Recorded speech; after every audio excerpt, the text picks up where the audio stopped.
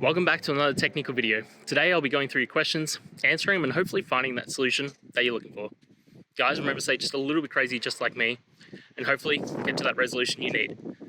Now, let's get started.